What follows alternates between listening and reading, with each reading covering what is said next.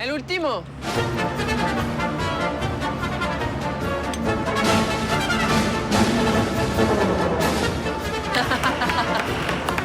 Sur la casquette.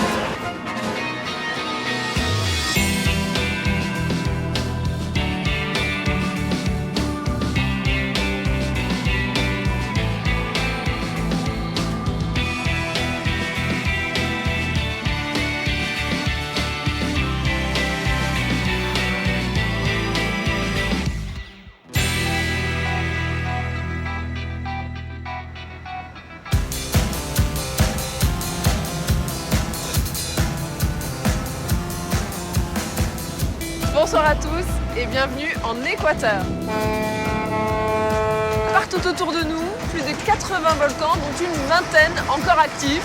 Et pour border ce décor dantesque, à l'ouest, l'océan Pacifique et à l'est, l'océan vert de la forêt amazonienne. Alors ce soir ensemble, nous allons découvrir le plus petit pays andin, grand comme la moitié de la France. Mais sachez qu'on dit de lui qu'il est la quintessence de l'Amérique latine. À l'image de ses voisins sud-américains, l'Équateur a connu un destin agité, la colonisation espagnole, de nombreux coups d'État militaires et une crise économique très violente en 1999. Mais aujourd'hui, le pays se porte mieux. Il a pris conscience à la fois des richesses et de la fragilité de son environnement. Alors ce soir, avec toutes les équipes de Faut pas rêver, nous allons nous perdre dans un kaléidoscope de paysages à la rencontre d'une population équatorienne mixte et variée. Tout au sud du pays, nous irons dans la mystérieuse vallée de Vilcabamba, un endroit unique au monde où l'on ne compte plus les centenaires en pleine forme. Moi, j'adore les femmes. Moi, je suis un homme. À Baños, les habitants vivent au pied du Tungurahua. C'est l'un des volcans les plus actifs et les plus dangereux. La menace est réelle et la population reste toujours en alerte. Puis nous quitterons les sommets pour le cœur humide de l'Amazonie, un poumon d'oxygène beaucoup plus fragile qu'il n'y paraît. Enfin, retour à Quito, sur la piste de l'empereur Atahualpa et du fabuleux trésor des Incas. Je pense que mon enquête est sur le point d'être bouclée.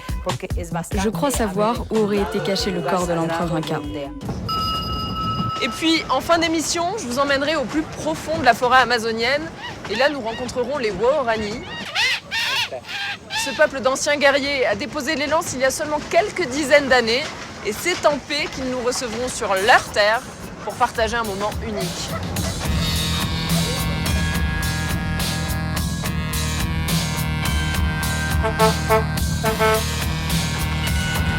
Bien, nous sommes prêts pour partir à la découverte du centre du monde. Chaussez vos crampons, c'est parti, on grimpe. Ils menacent ou ils subjuguent. Nous allons maintenant découvrir les princes de l'Équateur, direction Baños. En Équateur, on ne voit qu'eux, mais on ne les voit presque jamais.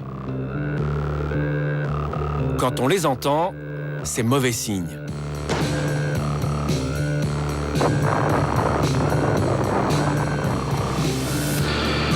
Pourtant, tous ces paysages de la Cordillère royale ont été sculptés au fil des siècles par leurs multiples colères. Un Éden de nature volcanique. Nous sommes ici dans l'allée des volcans. Du nord au sud, de Quito à Riobamba, le pays en compte 84, tous de formes différentes. C'est la plus grande concentration de volcans au monde. C'est aussi des montagnes qui flirtent avec les nuages à plus de 5000 mètres d'altitude. Si le Cotopaxi, avec son cône parfait, reste le symbole de ce pays d'Amérique du Sud, il est aussi l'un des volcans les plus actifs de la planète. Aujourd'hui, une trentaine de chercheurs surveillent ceux qui sont les plus menaçants.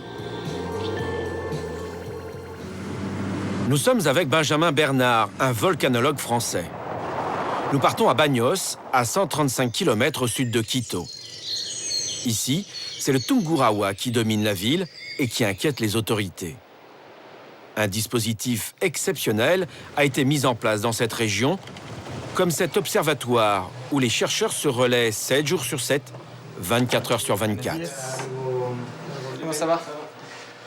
Ils disposent ici des derniers outils technologiques pour surveiller le Tungurahua qui porte si bien son nom, gorge de feu. Alors ? Comment il est le volcan? Il est actif? Il y a eu quelques explosions, il y a eu pas mal de tremors. Ça, c'était avant-hier? Je pense que c'était hier le matin, il me semble.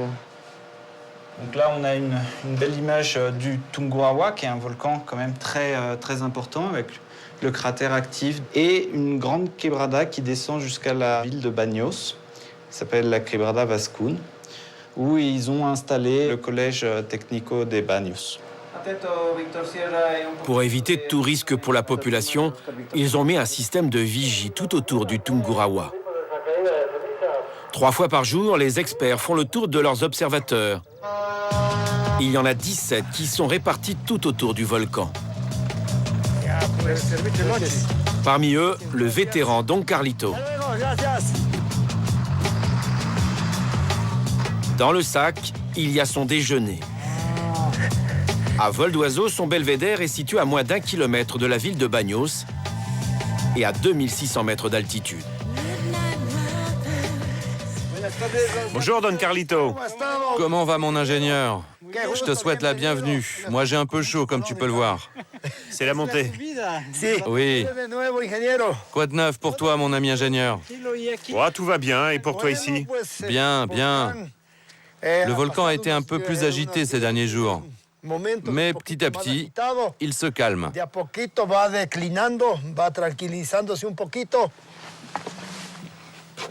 Pour mieux observer les moindres signes suspects du volcan, Don Carlito a construit cette maison dans un arbre. Un belvédère à 2 étages, exceptionnel à plus d'un titre. Dis donc, quelle belle vue tu as ici, là. Tu vois, d'ici, quand le temps est dégagé, on peut faire de belles observations du volcan. On peut recenser les coulées boueuses d'origine volcanique, les fumerolles. Il faut surtout être attentif aux éruptions qui peuvent être très dangereuses. Il faut faire preuve d'une prudence maximum. Regarde là-bas, on peut voir une émission de vapeur blanche. C'est de la vapeur d'eau. Elle n'a pas de force. Mais si le volcan s'éveille, on pourrait avoir une explosion provoquant de la vapeur et des cendres.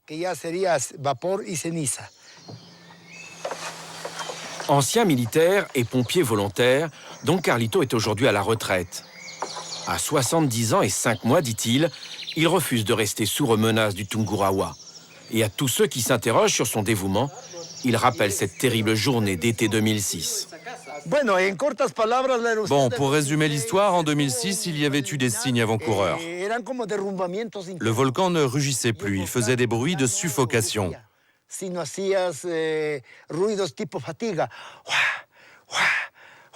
Mais très fort. Le moment critique a été lorsque des pierres-ponces ont commencé à pleuvoir. Des bombes volcaniques.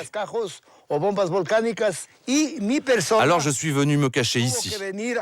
J'étais là, en train de filmer.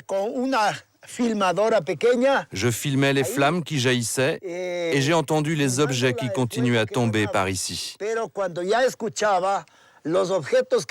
Alors j'ai arrêté de filmer et je me suis caché ici.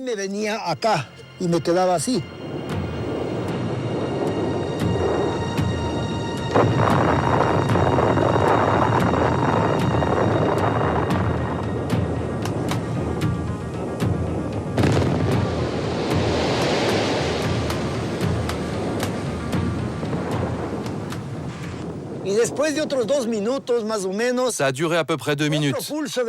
Et après, il y a eu un autre crachat. Et de nouveau, on entendait comme de la grêle s'abattre dans les arbres. Alors je me suis caché de nouveau ici. C'est le tronc qui recevait les coups.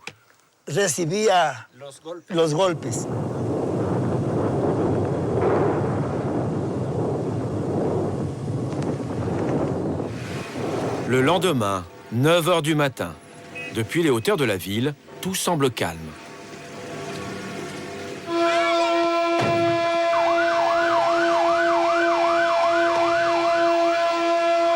Alerte rouge, le Tungurahua s'est réveillé dans la nuit. Allez vers le refuge. Allez vers le refuge là-bas et vous obtiendrez des informations. C'est par là, au bout, prenez la rue à droite. Les 15 000 habitants doivent évacuer au plus vite Bagnos. Policiers, militaires, services de secours, tout le monde est mobilisé. Avancez! Avancez! Si vous perdez du temps, vous pouvez perdre la vie. Allez, suivez! Il est très important de montrer à tout l'Équateur que la ville de Bagnos est prête en cas d'éruption volcanique. Alors aujourd'hui, ce n'est peut-être qu'un exercice, mais il nous permettra de savoir où nous rendre pour être en sécurité, que ce soit les enfants, les jeunes ou encore les adultes. Ce n'est qu'un exercice, le 4e organisé ces 3 dernières années. Par ici, s'il vous plaît, par ici. Les autorités obligent toutes les mairies à préparer leur population au risque volcanique. Une dizaine de villes sont concernées dans tout le pays. Donc Carlito, l'une des sentinelles du Tungurahua, n'a pas assisté à cet exercice. Il était de quart. Mais il sait que les habitants de Bagnos rechignent à y participer. J'ai entendu dire que seulement 70% de la population a participé à l'exercice. Les 30% restants ne sont même pas sortis de chez eux. Et ceux qui y ont participé l'ont mal fait. Je suis inquiet pour la population.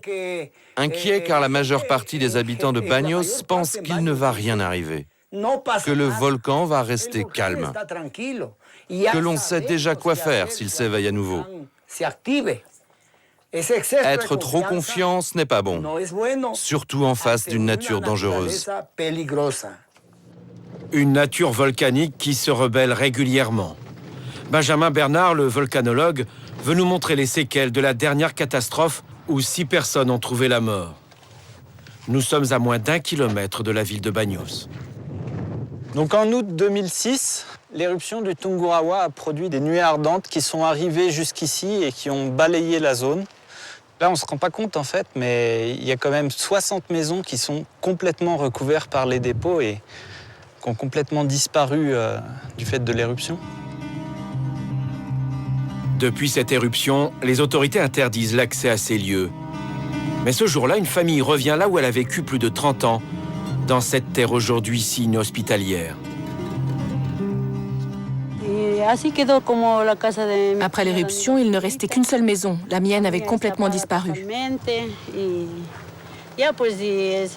Depuis ce jour, nous rendons grâce à Dieu et au président Rafael Correa parce qu'il nous a donné une autre maison du côté de Rio Blanco.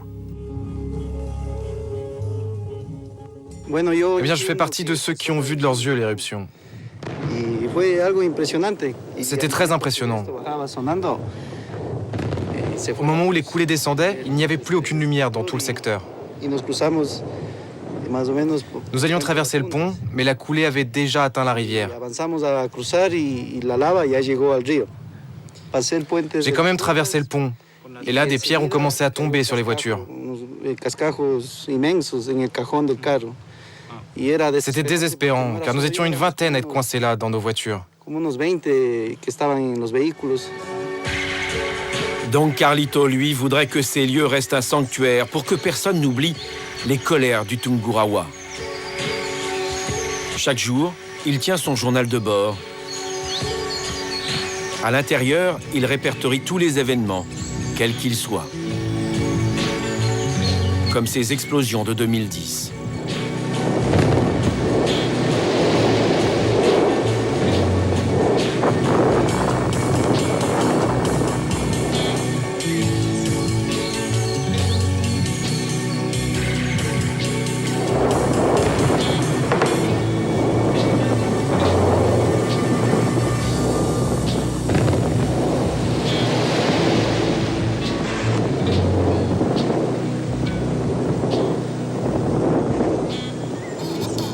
Il est 17h. Pour la première fois depuis 3 jours, le Tungurahua semble se découvrir. En cette saison, le moment est exceptionnel. C'est à la saison sèche, normalement, qu'il se dévoile. Donc Carlito en profite. Ces derniers mois, ces moments de répit sont trop rares.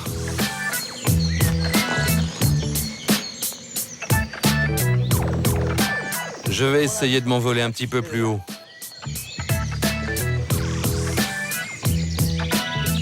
Ça me fait comme une petite fenêtre sur le volcan.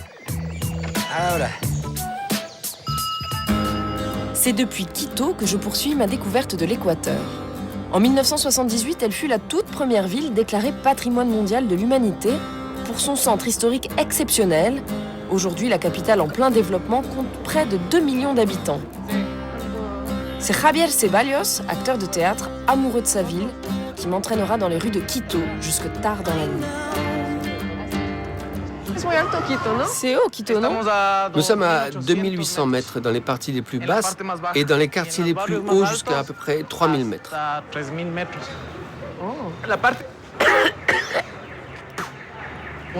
Une mouche. Tu dis que cette ville est comme un serpent. Oui, très longue. Combien de kilomètres? Elle fait environ, maintenant, presque 40 km du nord au sud. Et d'est en ouest, à peu près de 1 à 3 km. Ah si. Que fait cette dame? Ah ça, c'est pour prendre ton poids. Mon poids? Oui, tu peux te peser là-bas. Les gens se pèsent ici? Ils n'ont pas de balance chez eux? Si, ils en ont, mais c'est très traditionnel. Avant, il y en avait encore beaucoup plus. Je peux le faire? Bien sûr. Et toi? Non, moi... Bonjour madame. Allez-y. Très bien, c'est mieux que chez moi. C'est combien? 10 cents. Je vous rends la monnaie. Merci beaucoup.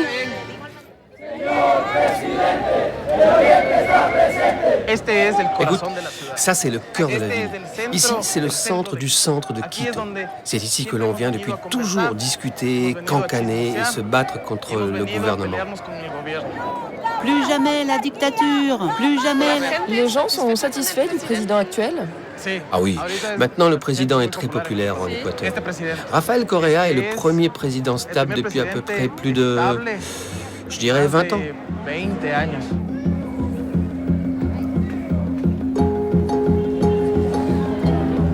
Je suis frappée par la mixité des promeneurs. Toutes les origines de la population équatorienne sont représentées sur cette place. Jusqu'à la génération de mes parents, indio était une insulte. Être indien, c'était honteux. Mon deuxième nom de famille est indigène, Pelucachi. Quand j'étais petit, j'avais honte de ce deuxième nom parce que mes camarades se moquaient un peu de moi. Alors que maintenant, on rentre dans un processus de récupération et aussi de revalorisation de cette culture. Parce que, vous savez, il y a beaucoup d'études à ce sujet actuellement.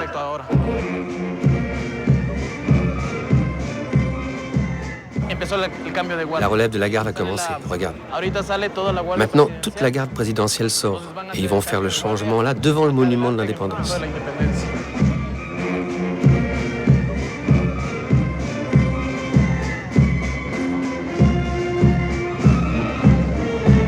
Il y a le président qui va sortir.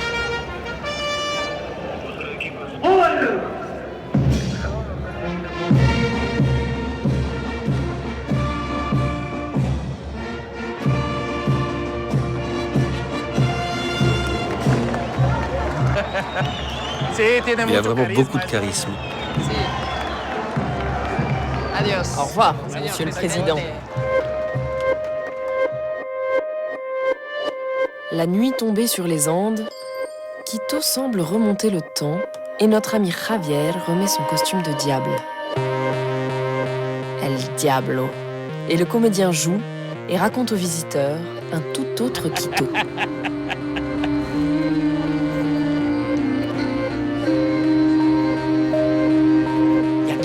Ici, avec cette église derrière moi, je me souviens d'une histoire terrible. Une légende que tout le monde connaît à Quito. La légende de Cantuña. Ceux qui connaissent cette histoire racontent que les pères franciscains demandèrent à un indigène qui s'appelait Francisco Cantuña qu'il construise le parvis de pierre qui constitue la base. Cantuña accepta, mais il ne put terminer le travail à temps. Le jour précédent, celui prévu pour la fin des travaux, il restait encore la moitié du parvis à faire. Cantuña, désespéré, demanda l'aide du diable. Si le diable terminait les travaux, il lui offrirait son âme. Bien sûr, le diable accepta. Des milliers de petits diablotins maçons arrivèrent, et pierre par pierre terminèrent le parvis. Mais Cantuña était un homme intelligent. En secret, Au petit matin, il prit une pierre et il la cacha. Quand Tunia sauva son âme, dissimula la pierre parmi les autres sur ce parvis. Mais attention, celui qui aura le malheur de marcher dessus ira directement en enfer. Je laisse Javier à ses légendes pour découvrir une autre histoire. Et là encore, on pourrait croire à un conte. Mais sachez que tout est véridique. Nous voilà maintenant dans les rues de Riobamba.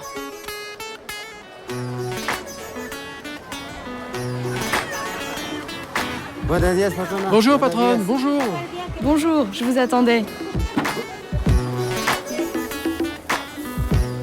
Transporté avec le plus grand soin par Gregorio, un bloc de 30 kilos.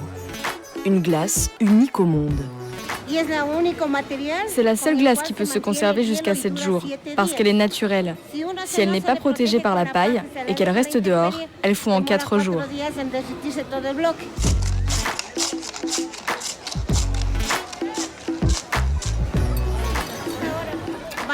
Et voilà, prêt à servir.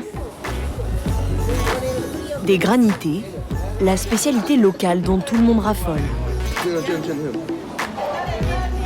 Très bon, délicieux. En Équateur, Gregorio est considéré comme un héros. C'est normal.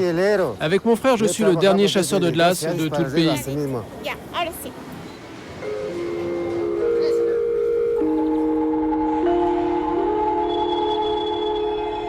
C'est là-haut, sur les pentes du plus haut volcan d'Amérique latine, le Chimborazo, que Gregorio va chercher la glace.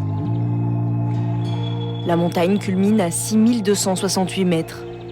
Elle était sacrée au temps des Incas.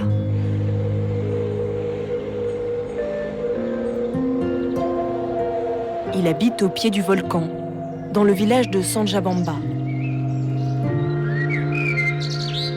Comme tous les jeudis, Gregorio prépare ses 2 ânes pour une nouvelle expédition.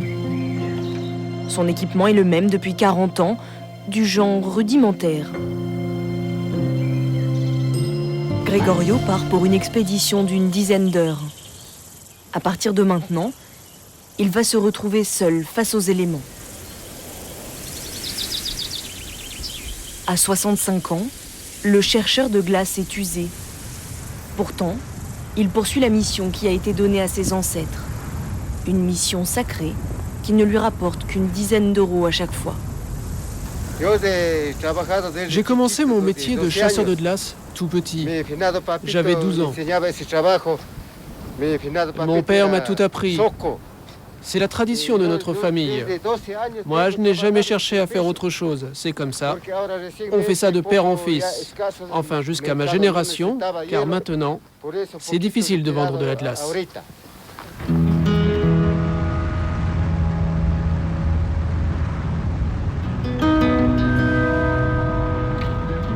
Envers et contre tout, Gregorio continue.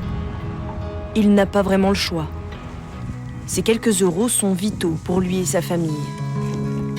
Et une fois de plus, il espère que le géant des neiges tolérera sa présence et lui offrira un peu de cette glace millénaire. À 4000 mètres, première étape. De ces herbes fouettées par le vent, il fabrique un cordage extrêmement solide.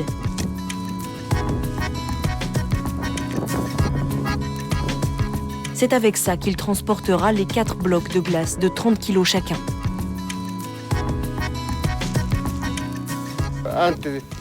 Avant, on était 10, 12 à faire ce métier. Mais depuis qu'il y a des congélateurs partout, plus personne n'a vraiment besoin de la glace naturelle. Et au marché de la ville, ils fabriquent à la demande autant de glace que l'on veut. Donc, ils n'ont plus besoin de moi. Pourtant, la glace de Chimborazo, c'est un don de Dieu, une glace sacrée.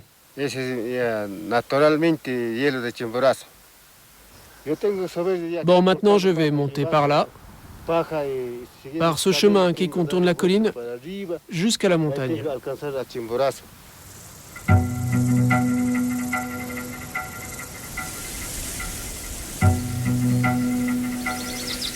Changement de paysage et début des vraies difficultés. À cette altitude, le décor devient minéral, hostile.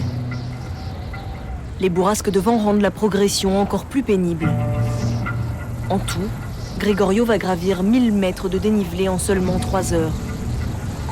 L'oxygène se fait plus rare, et pour l'homme comme pour les bêtes, il faut faire des pauses.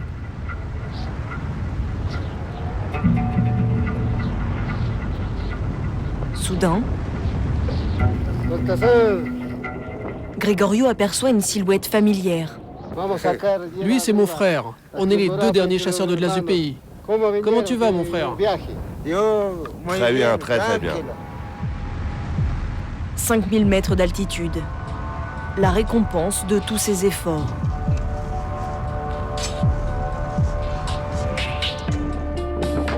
Dans les veines du volcan, voilà le trésor de Gregorio. La glace tant espérée.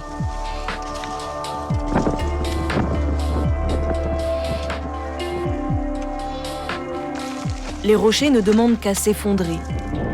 Mais le danger, Gregorio n'y prête plus attention. Et c'est sans protection qu'il s'attaque à la falaise gelée. À cette altitude, le moindre geste demande un effort surhumain. Il lui faudra 2 heures pour décrocher ces blocs de glace.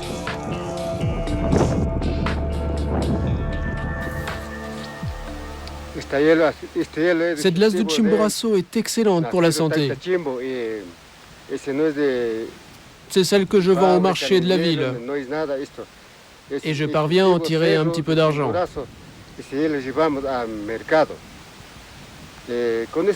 Avec ce travail, j'ai vécu, mais j'ai aussi beaucoup souffert. Et quand mon corps n'en pourra plus, j'abandonnerai.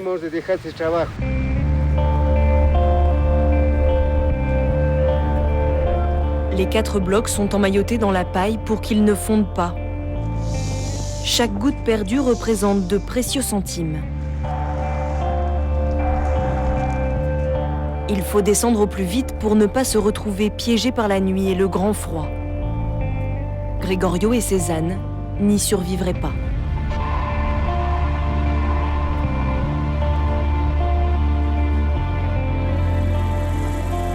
« 4 heures d'ascension et 2 heures pour revenir au village. L'obscurité est quasi totale quand Gregorio arrive enfin chez lui.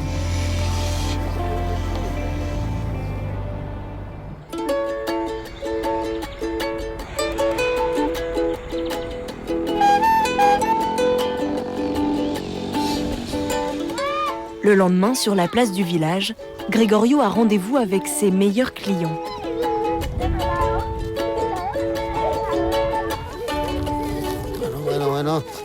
Attendez les enfants, attendez! Un à la fois, un à la fois. C'est combien la glace? C'est 30 centimes. Un seul parfum, framboise, mais personne ne s'en plaint. Alors, elle est bonne la glace? En granité ou en cornet, voilà comment termine la glace sacrée des Incas. Peu importe, Gregorio se sent lié au Chimborazo. Comme toutes les semaines, jeudi prochain, il repartira à l'assaut du volcan. Emma Toapanta. Voilà une jeune femme plus que surprenante. Non seulement elle vient juste d'obtenir son diplôme universitaire, mais elle a aussi été la première présentatrice indigène de la télévision nationale. Tu as toujours vécu ici? Je suis venue avec mes parents quand j'avais 6 ans. J'ai fait mes 3 premières années d'études dans le village, puis j'ai été scolarisée ici, à Purilli. C'était dur parce que je parlais uniquement quechua, je ne parlais pas espagnol. Personne ne me comprenait.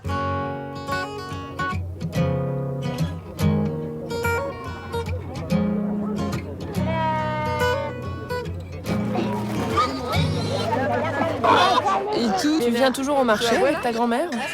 Oui, on achète les animaux ici, on les élève et on les revend quand ils sont plus grands.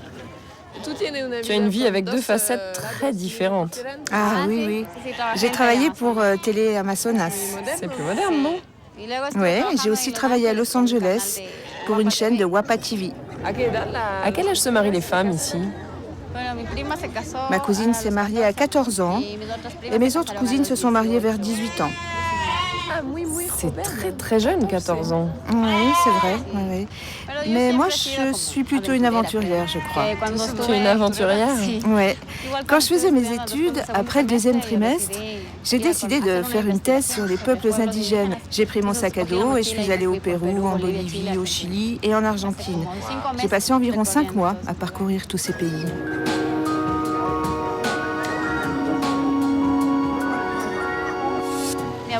Ma grand-mère et mes oncles n'ont pas eu la possibilité de voyager, alors moi, je pars avec ma caméra, je leur fais des vidéos, je les ramène et je leur montre. Tu imagines? Ma mamie, elle ne savait même pas que les avions existaient.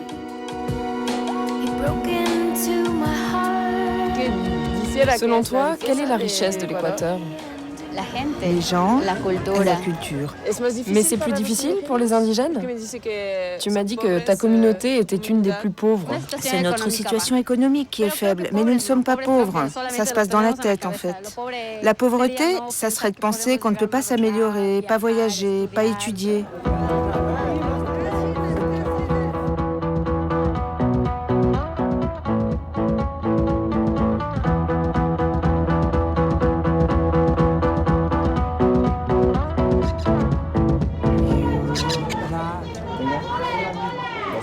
Merci.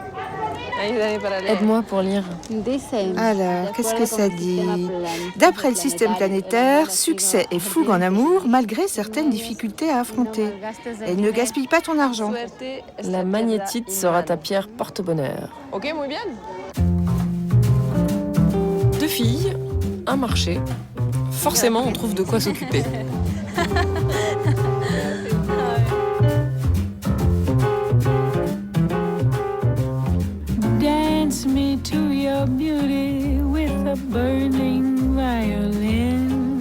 On peut le faire plus long ou comme ça. Je ne peux pas voir.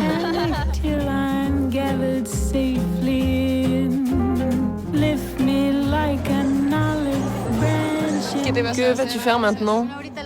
Je vais à la campagne chez ma grand-mère. Si tu veux, tu peux venir. Je peux venir avec toi? Oui. Ça me plairait beaucoup. Vraiment? On y va? C'est dans les montagnes, à près de 3600 mètres d'altitude, que vit la grand-mère d'Emma. L'occasion unique pour moi de découvrir et surtout de partager cette vie dans les communautés indiennes. C'est très calme ici. Ouais, très tranquille. J'aime bien venir ici. Comme chaque dimanche, la famille s'est réunie. Mais là, l'occasion est exceptionnelle. Mon père, nous fêtons le nouveau diplôme universitaire de la jeune femme. Bonjour. Bonjour. Ça va bien? Très bien. Merci. C'est ma grand-mère. Bienvenue. Tenez, c'est pour vous. Merci. C'est votre maison? Il prépare le cochon d'Inde. Du cochon d'Inde? Chez nous, cet adorable petit rongeur est un animal de compagnie. Mais ici, en Équateur, on l'aime, à toutes les sauces. Le cochon d'Inde rôti, c'est le plat national. Une tradition héritée des Incas. En quechua, la langue indigène, on l'appelle le cuy. Ce petit animal est très très important pour nous. Et pour qu'il soit bien cuisiné, il faut le faire griller comme ça. C'est comme ça, selon moi, qu'il est le plus savoureux. Ici, ce sont les femmes qui élèvent les rongeurs à l'arrière-cour de leur maison. Elles sont près de 700 000 à profiter de ce commerce. À leurs yeux, le cochon d'Inde ne présente que des avantages.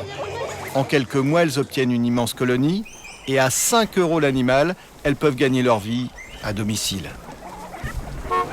La capitale du cuy rôti, c'est Chaltura. Tous les dimanches, les familles se pressent ici. En moins de 2 heures, dans ce restaurant, 500 cochons d'Inde vont passer à la casserole.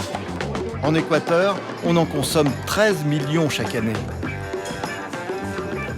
La tradition du cuy est si importante qu'on la retrouve dans des lieux pour le moins insolites. Comme ici, dans un monastère de Quito.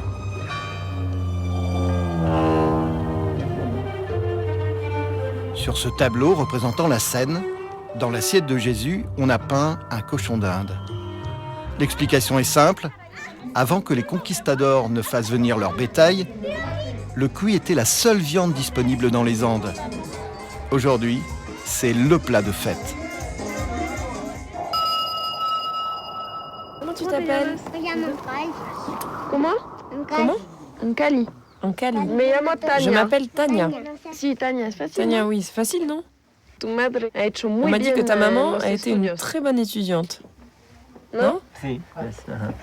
Et toi, tu es fière de ces études? Oui, je suis fière d'elle. Oui, tu peux. Ici, il n'y a pas beaucoup de gens qui font des études. D'abord parce que certains parents n'ont pas les moyens, d'autres ne valorisent pas l'éducation. Ils pensent que le travail dans les champs est suffisant, au moins pour les femmes. Et toi, emmène-nous en France pour qu'on découvre ta maison. Si vous venez, prévenez-moi. Vous pouvez m'apprendre quelque chose en quechua? Je m'appelle Tania, par exemple.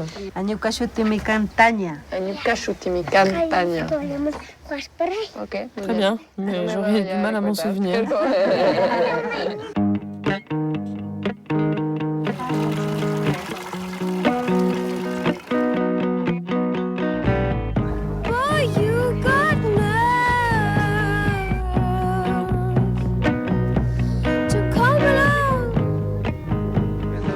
La ropa. Ok.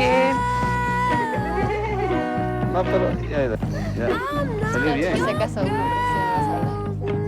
Qué bonita. Gracias. De nada. Está muy bonita. Now please don't stand in my way. Qu'est-ce que tu aimes à la ville que tu n'as pas ici? Internet. Tu veux goûter? Comment? Ça va tomber. Non, ça ne tombera pas. Je mange cette partie? Mange-la. Tiens, voilà les pommes de terre. Merci. Ça a le goût des herbes aussi. Ça me plaît. C'est bon. Et bien, c'est très bon.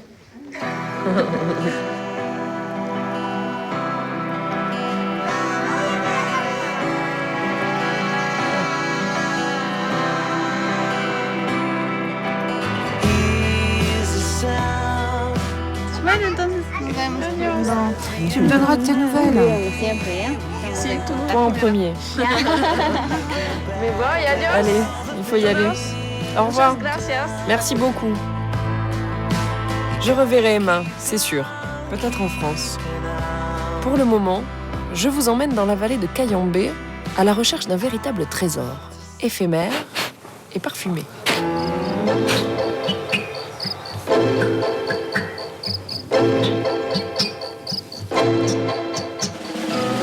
Parfum de foule. Ça, c'est de la rose. Regarde ça. Oh. Ça, l'orgasme. Regarde ça, regarde ça. C'est pas beau? Sens, c'est de sentir. C'est pas autre chose, ça? La rose idéale, c'est quand même la rose qui fait complètement rêver. Dentelle végétale avec du parfum, avec une personnalité, une rose qui puisse se différencier des autres.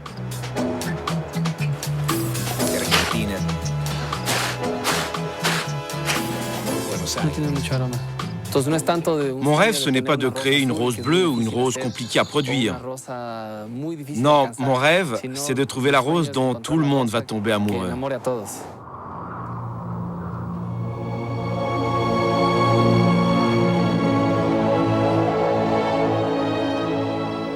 Les roses ne pouvaient rêver de plus bel écrin. Nous sommes sur l'allée des volcans et cette fleur tant désirée prend racine sur les flancs du Cayambe ou du Cotopaxi. Une terre volcanique si fertile qu'elle permet au pays d'être le 3e exportateur mondial de roses.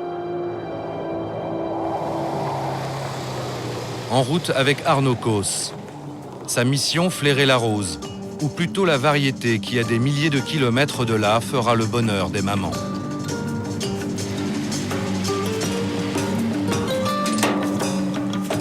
Le rush de la fête des mères. Un moment à ne pas rater. L'enjeu est considérable. Il existe plus de 3000 variétés de roses. Arnaud vient chercher celles qui seront les plus belles pour aller sur les étals des fleuristes du monde entier. Mission délicate et qui peut prendre des jours ou des semaines. Elle n'est pas terrible. Elle crame avec l'intensité de la lumière. Les bords des pétales sont complètement cramés. Donc à abandonner. Donc là, ils ont essayé jusqu'à 25 000 plants. Il va falloir arracher et repartir, essayer de trouver la rose chocolat. Donc j'espère qu'on va en voir plus loin avec d'autres couleurs. Tous les sens en éveil, il cherche, il traque. Dans une seule journée, il peut visiter une demi-douzaine d'exploitations.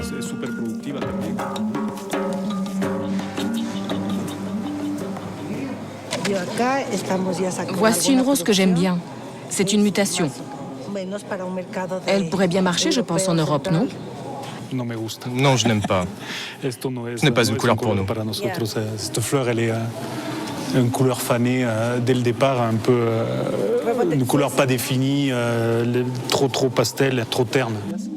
La sanction est radicale, mais Maggie a plus d'une rose dans son sac. Elle part, puis elle revient à la charge. C'est intéressant. C'est une première production.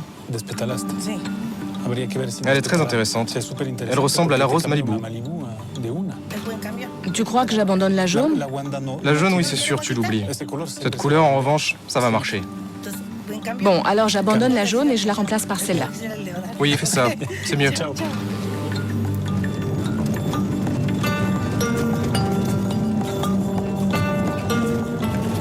Cette ferme, on a des choix assez bizarres des variétés. Il faut vraiment les aider dans le choix des variétés parce que si on les laisse faire, ils choisissent en fonction de leur goût à eux et pas de ceux du client. Et donc du coup, on se retrouve avec des fleurs qui sont complètement invendables. Donc ça fait partie de notre rôle aussi de pouvoir d'aider un peu les plantations à choisir les variétés qui vont leur permettre de se développer et de rentabiliser véritablement la culture. Un dialogue permanent et sans concession. Une vieille complicité qui permet à l'Équateur de vendre près de 2,5 milliards de roses chaque année. Un succès qui a un prix, les serres se multiplient un peu partout, les haciendas aussi. Dans la région de Cayambe, tous les matins, c'est la ruée. Plus de 100 000 emplois créés en 20 ans. La rose est devenue la star de l'économie nationale. Seuls les dollars du pétrole et de la banane font mieux. Si ce pays d'Amérique du Sud est devenu l'un des sites les plus importants au monde, c'est qu'il est idéalement placé, juste sur la ligne de l'équateur.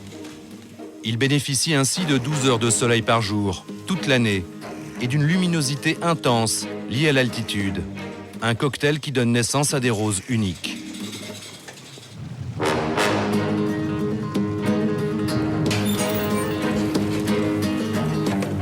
Muchas gracias.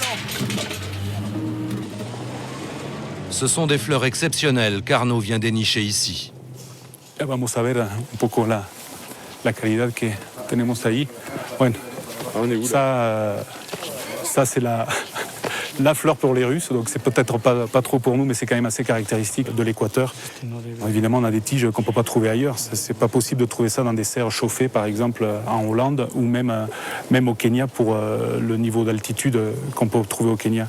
Les Russes sont extrêmement exigeants en termes de qualité. Il y a une tradition, effectivement, en Russie d'offrir une seule tige, donc la tige doit être parfaite, notamment l'entrée des classes. Puisqu'au moment de l'entrée des classes, les enfants doivent arriver avec une tige pour leur professeur. Plus longue est la tige et plus le geste est significatif. Du geste à la parole, les roses transmettent plus que des émotions. Il faut tendre l'oreille. Nous produisons de la qualité, mais avant de produire de la qualité, nous livrons d'abord un sentiment. Cette rose est un être vivant qui peut nous dire pardon, ou bien je t'aime, ou encore excusez-moi. C'est cela que nous créons ici. Mais Arnaud ne veut pas trop s'attarder. Le temps tourne et il n'a pas encore trouvé son bonheur.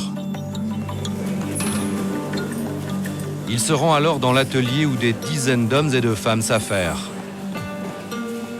Il conditionne des milliers de bouquets qui vont partir pour l'Europe ou les États-Unis. Une course contre la montre où l'un de ses concurrents semble avoir pris de l'avance. Arnaud veut tout voir.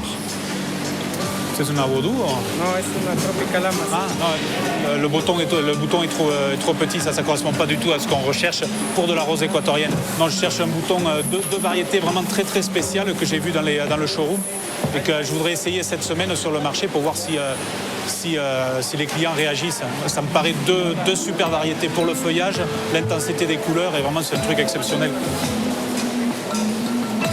Oh. 2 à 4 degrés, quoi. Vraiment... La traque continue. Oh.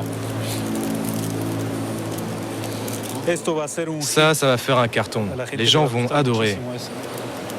Oh. C'est magnifique. C'est vraiment des couleurs vraiment qu'on n'a pas l'habitude de voir. Et ce sont les premières fleurs à sortir. Je ne pense pas qu'il y en ait d'autres plantations qu'il ait pour l'instant. Et il faut absolument qu'on soit les premiers à avoir ça sur le marché, quoi. Affaire conclue. Arnaud passe la commande. Sitôt achetées, les roses prennent la direction de l'aéroport. Dans 2 jours, elles doivent être absolument au marché de Rungis. C'est une culture pour laquelle on se passionne assez rapidement, à tout point de vue. Il faut quand même penser qu'il y a quand même assez peu de produits qui doivent être vendus à l'export et très très loin, où on se donne 2-3 jours de stock. C'est-à-dire qu'à partir du moment où on récolte une tige, si elle n'est pas vendue dans les 3 jours, elle doit être jetée. Muchas gracias.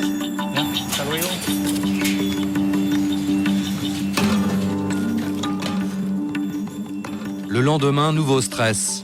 Depuis son bureau situé en face de l'aéroport, il surveille le chargement de son petit trésor. Il nous manque un avion qui n'est pas encore arrivé. Donc on m'appelle de Rungis pour savoir ce qui se passe et qu'est-ce qu'on va faire. Les avions, on ne peut pas prendre un seul jour de retard. C'est extrêmement stressant. La tension monte. L'avion est en retard. Il vérifie. Les roses ont bien été chargées. Les heures passent. Alors, buenas tardes, algo que tenga la flor fresca en el momento preciso y no... L'avion décolle. Dans 12 heures, les fleurs seront à Rungis. Pour Arnaud, les journées sont trop courtes. Toujours à l'affût des nouvelles tendances, il est sans arrêt sur le qui-vive. Une pression et une quête permanente.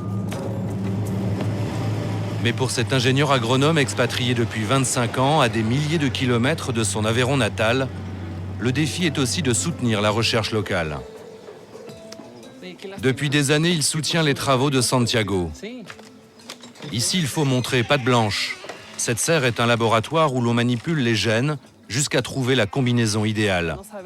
Santiago est un obtenteur, un créateur de roses. Il te faut combien de temps pour trouver une nouvelle variété et te dire que c'est la bonne? 10 ans, je crois. 10 ans et tu peux commencer à espérer. 10 ans? Si tu ajoutes un nouvel élément, tu peux tout perdre en fait. Et tu dois recommencer de zéro. À chaque fois, tu avances d'un pas, tu ajoutes, tu enlèves. Et ainsi les années passent, 1 an, 2 ans, puis 3 ans.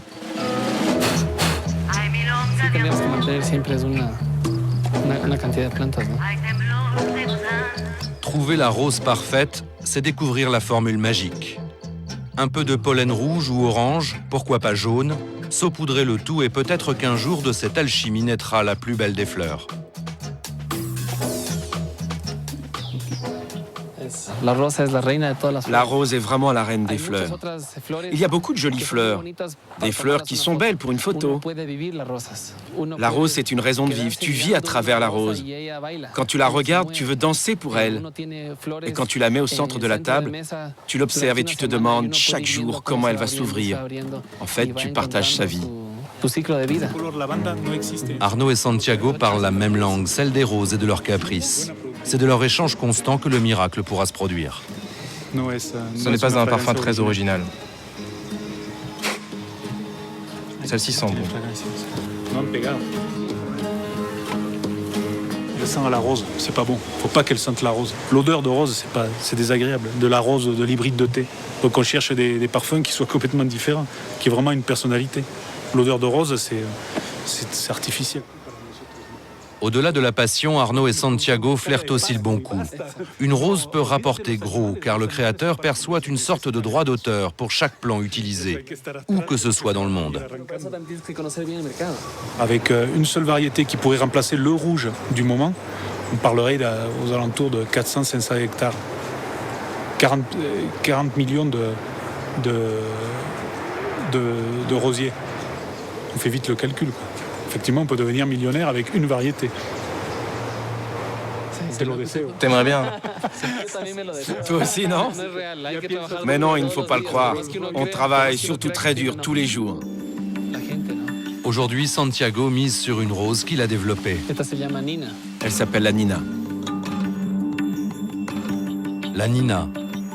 Une rose qui peut-être un jour dira dans toutes les langues « Pardon » ou « Je t'aime ».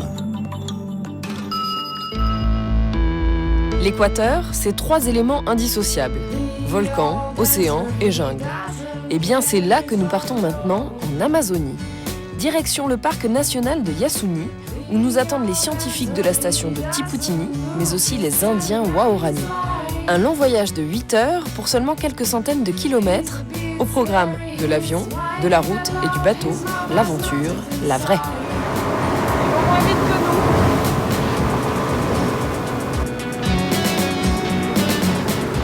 Ça, c'est un puits de pétrole. Et le pétrole et la déforestation sont vraiment les 2 grands ennemis de la forêt amazonienne. Mais le pétrole, c'est aussi la grande ressource économique du pays. Donc le gouvernement cherche des solutions et fait des propositions même. Mais on en parlera un petit peu plus tard. En fait, cette route au milieu de nulle part permet surtout de relier les exploitations pétrolières entre elles. Pour nous, c'est un gain de temps.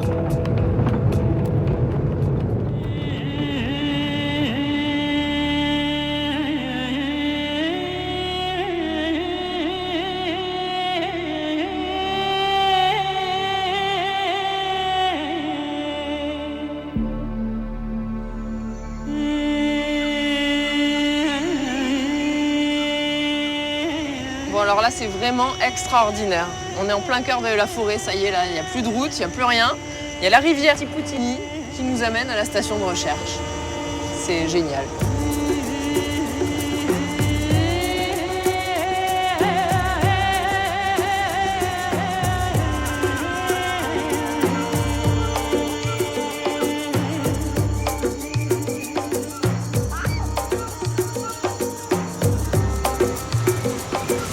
J'entends des bruits d'oiseaux.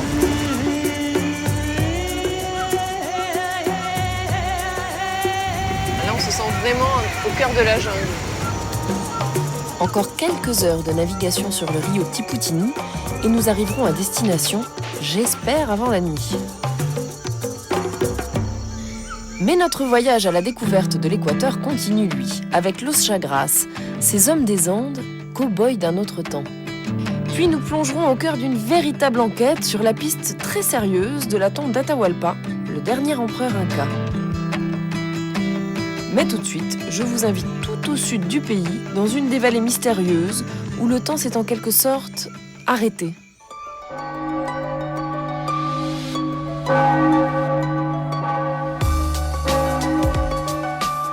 À Vilcabamba, un petit village au sud du pays, les jours de messe, c'est toujours la même histoire.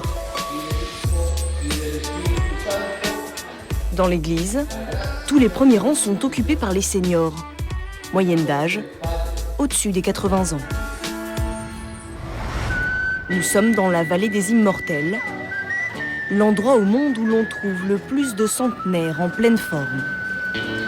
Dans les rues, on en croise partout.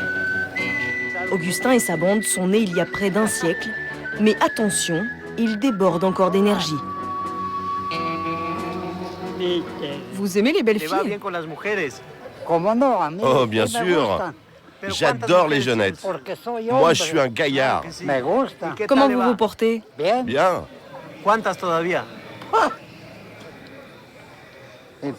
Si tu veux voir ma force, donne-moi ta main. Alors, fort, hein? Pour les filles, moi je m'y prends comme ça. Je leur parle gentiment. Je leur dis « Salut ma petite demoiselle, comment ça va ?» Si elle me répond, bing, je pars avec elle. Mais le vrai secret, c'est qu'il faut de l'argent.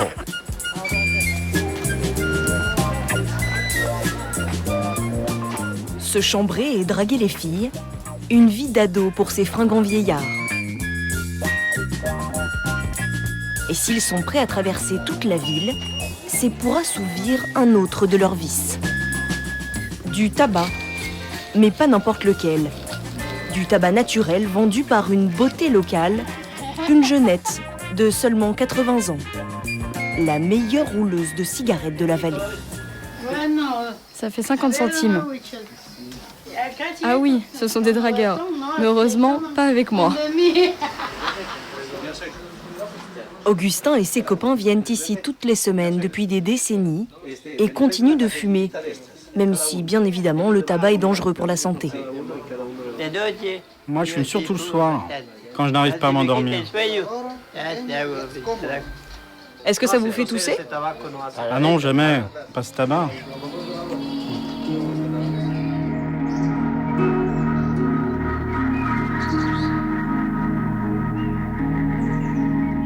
En quechua, la langue des Incas, Vilcabamba signifie la vallée sacrée. Rien d'anormal donc d'y trouver des centenaires presque immortels. Mais ce n'est pas tout. Comme dans les plus belles légendes ici, les paralytiques se remettent à marcher. Lautaro était atteint de la polio depuis son enfance. C'était avant qu'il ne s'installe dans la région, il y a 7 ans.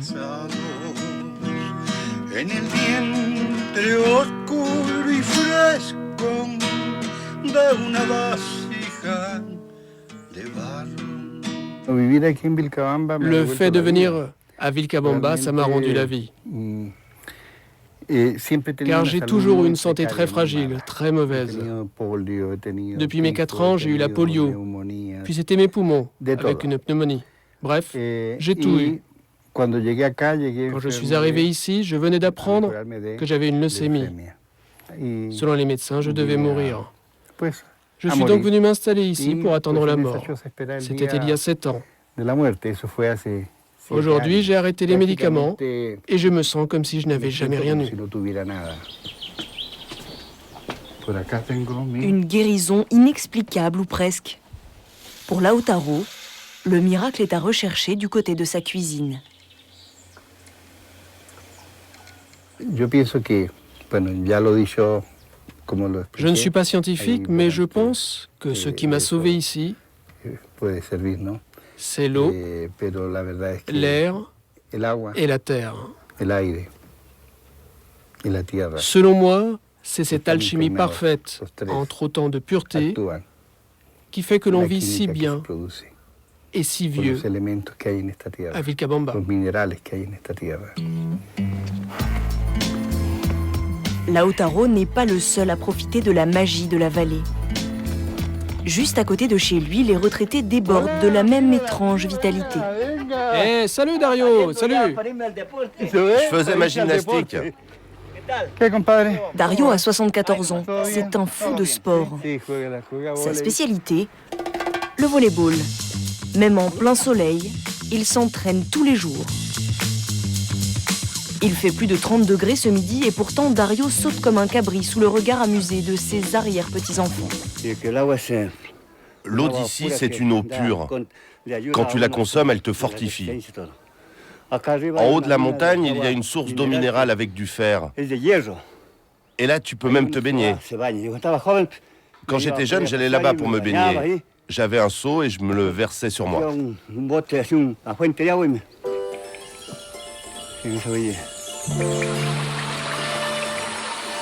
C'est donc ça, le secret de l'eau de Vilcabamba. Encore aujourd'hui, c'est en famille que les habitants du village profitent de la rivière, à qui on prête toutes les vertus. Très vite, des industriels ont compris qu'elle pouvait aussi rapporter beaucoup d'argent. Depuis quelques années, une partie de l'eau miraculeuse est ainsi mise en bouteilles et distribuée dans tout l'Équateur. 2000 bouteilles sortent chaque jour de cette usine et sont testées dans le laboratoire de la compagnie. Cette eau est composée de nombreux minéraux très bons pour la santé. Le plus spécial d'entre eux et le plus rare, c'est le sélénium. Il est parfait pour bien vieillir. Il n'y a que 3 endroits dans le monde où on peut trouver ce type d'eau. Les 2 autres endroits se trouveraient dans le Caucase russe et près du Cachemire pakistanais. Ici, l'élixir continue d'inonder la vallée et crée parfois des surprises. À l'entrée du village, un terrain de volley-ball, une partie entre jeunes. Tout se passe bien.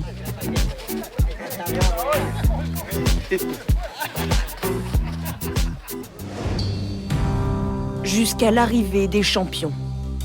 Les Cadors, ce sont eux.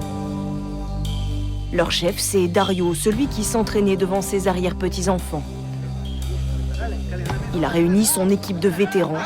Et attention, ils ne sont pas là pour rigoler. Cette fois-ci, dans le public, on joue de l'argent. La plupart parient contre les anciens. On va les écraser. Allez, place-toi, ça va commencer.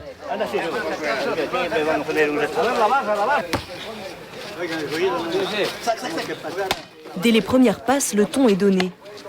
Et les rires changent vite de camp.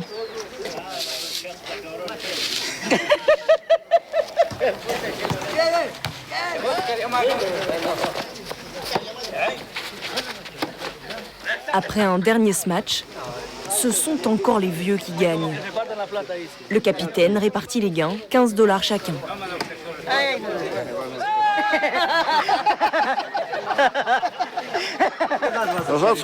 On est des grands champions, les meilleurs ici. Personne ne peut nous arrêter devant le filet. C'est vrai, il ne manque plus que la fanfare.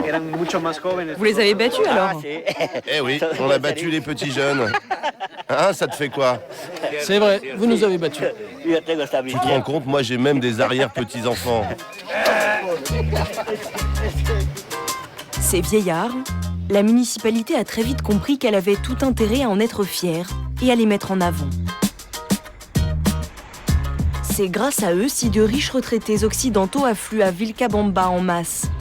Leur espoir, profiter eux aussi des vertus de la vallée.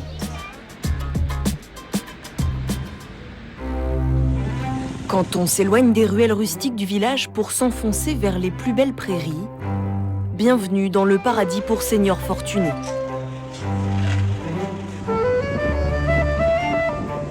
Des résidences sécurisées à l'américaine, avec ces villas aux dimensions démesurées, rien à voir avec le style local. Johnny et Jessica ont fait construire leur palace il y a 6 ans. Ce couple d'Anglais l'a ensuite décoré dans le plus pur style british. Je suis tout à fait d'accord avec ceux qui disent que Vilcabamba est l'un des meilleurs endroits au monde où il fait bon vivre. Pourquoi venir ici? D'abord pour le climat, peut-être le plus agréable au monde. Moi, depuis que je suis là, je n'ai jamais porté de pull.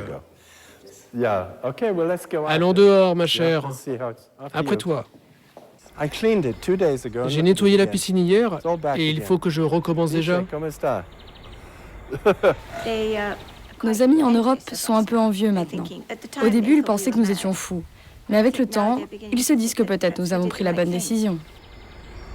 Pour l'instant, dans ce ghetto doré, 16 couples venus du monde entier se sont installés à l'année, avec pour tous le même objectif.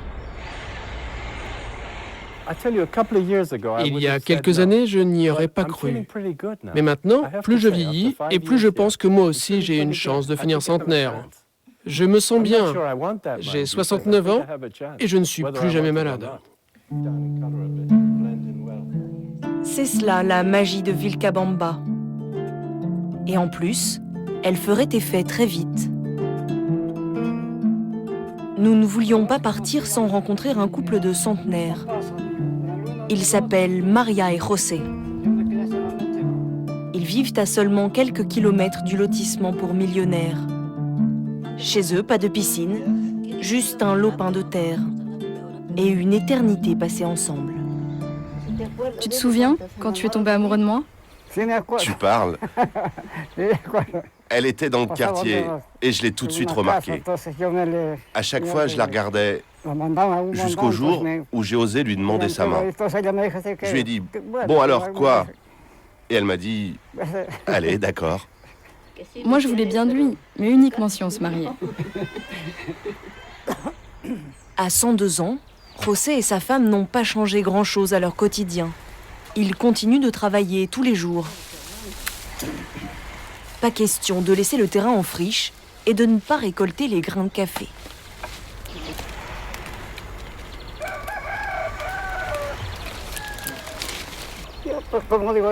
Moi, vous savez, je continue de vivre comme je l'ai toujours fait. Pour moi, en 100 ans, rien n'a changé. Il ne s'est jamais intéressé à ce qui se passe dans le monde. On veut rester tranquille. C'est ce qui nous protège. Se protéger du monde extérieur, voilà peut-être le secret de Vilcabamba. Profiter de ce qu'offre la nature à ce petit bout de vallée perdue. Et bien sûr, profiter de la vie, tout simplement. Car comme le dit le groupe à la mode du village, même ici, la vie est souvent trop courte.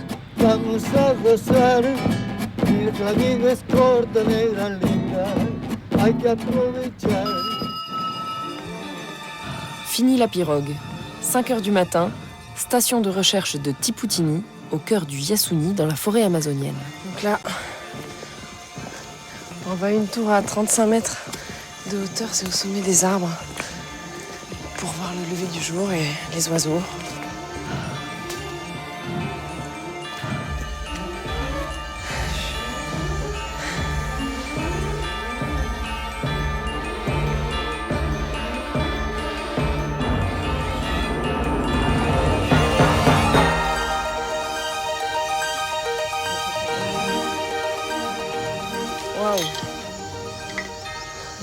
Yasuni est un des endroits qui compte le plus d'espèces d'oiseaux. Imagine, sur un morceau de terre équivalent à un terrain de foot, il y a plus d'espèces d'arbres que dans tous les États-Unis et le Canada réunis.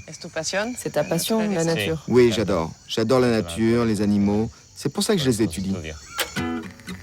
En 1995, le gouvernement équatorien donne 650 hectares de forêt amazonienne à l'université San Francisco de Quito pour fonder cette station de recherche sur la biodiversité.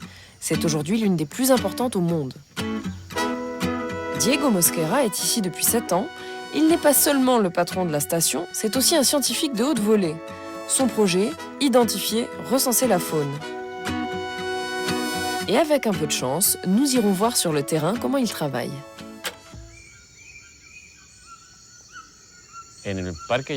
Dans le parc de Yasuni, il y a 2 tribus indigènes, qui sont certainement les 2 dernières au monde. Elles vivent toujours de la même façon, comme depuis des milliers d'années. Elles ne veulent rien savoir du monde occidental. Elles n'ont jamais rien vu. Nous, on peut les voir parfois, mais ils sont très agressifs. Ah si? S'ils te voient, ils te tuent. Si?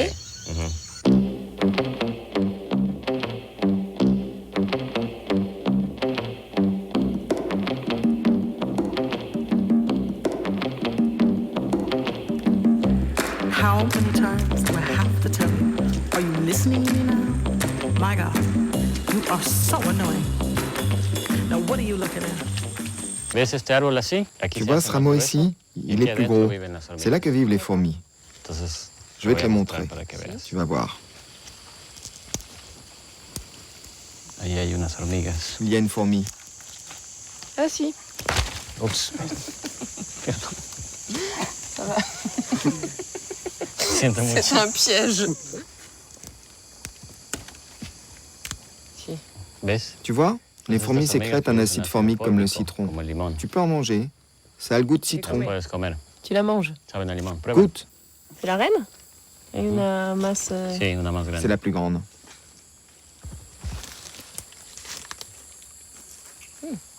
Elle t'a mordu? C'est bon. Super.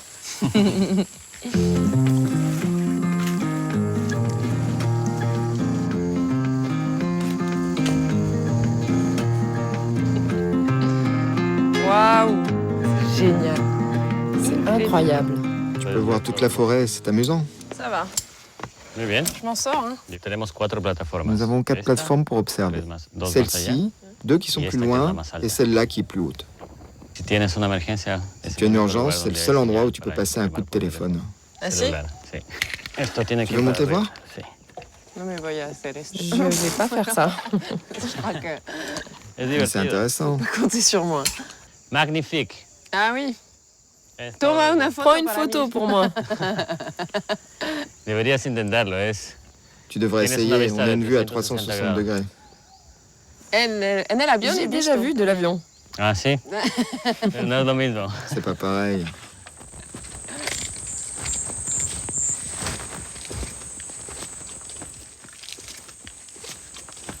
Au bout de la piste, voici enfin le territoire de recherche de Diego.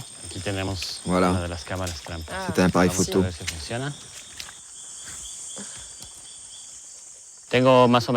J'ai environ une vingtaine d'appareils photo dans la forêt. J'essaie d'obtenir des informations sur toutes les espèces, comment elles se déplacent, ce qu'elles font. Je m'intéresse surtout aux jaguars et aux oslots, pour pouvoir les identifier grâce à leurs tâches et définir les populations, savoir combien il y en a, connaître l'état de santé des jaguars. Ce sont de grands prédateurs. S'ils vont bien, le reste des animaux se portent bien. Tu en as déjà vu un? J'en ai vu 9. 9? Et en photo, j'en ai énormément. Mais tout cet équilibre est menacé par l'exploitation du pétrole en Amazonie, qui gagne du terrain chaque année depuis 20 ans. C'est très compliqué d'extraire du pétrole parce que c'est un milieu très délicat écologiquement. Et quand la forêt est abîmée, elle ne se régénère pas, elle est perdue à tout jamais. Ici, on estime les réserves à 900 millions de barils. La consommation mondiale, c'est environ 80 millions de barils par jour. Cela veut dire que tout le pétrole de l'Amazonie disparaîtrait en 10 ou 11 jours de consommation mondiale. Alors, ça vaut la peine de détruire un écosystème qui a mis des milliers d'années à se former pour satisfaire la demande de 10 jours de pétrole?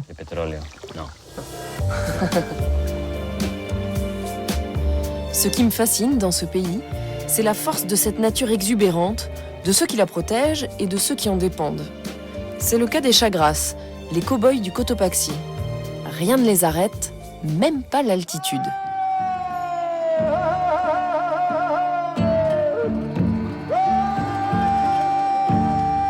Des cris comme surgis de nulle part.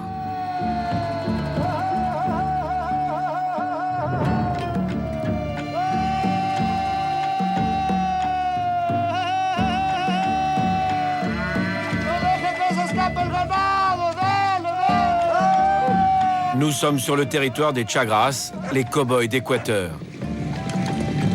Leur chevauchée nous emmène à plus de 4000 mètres d'altitude. Ici, au cœur du Páramo, cette étendue sauvage et semi-aride, ils n'ont pas d'autre moyen de communiquer. Ce cri signale leur présence. 3 fois par an, ils se retrouvent pour le repunte, un rituel où ils rassemblent le bétail, des vaches et des taureaux éparpillés dans ces hauts plateaux. Nous sommes au pied du Cotopaxi, ce volcan qui culmine à près de 5900 mètres. Nous allons suivre ces bergers dans cet environnement où la météo n'est jamais très clémente. Avant chaque repunte, les Chagras se retrouvent dans cette hacienda de 5000 hectares qui appartient à la même famille depuis un siècle. Juan Francisco est le propriétaire des lieux. Dernier préparatif avant une journée de cavalcade. Chagras, the name comes from Chagras est un nom qui vient de la langue inca. En quechua, cela signifie chacara. Ça représente le lopin de terre que les paysans avaient pendant la période de l'Empire inca.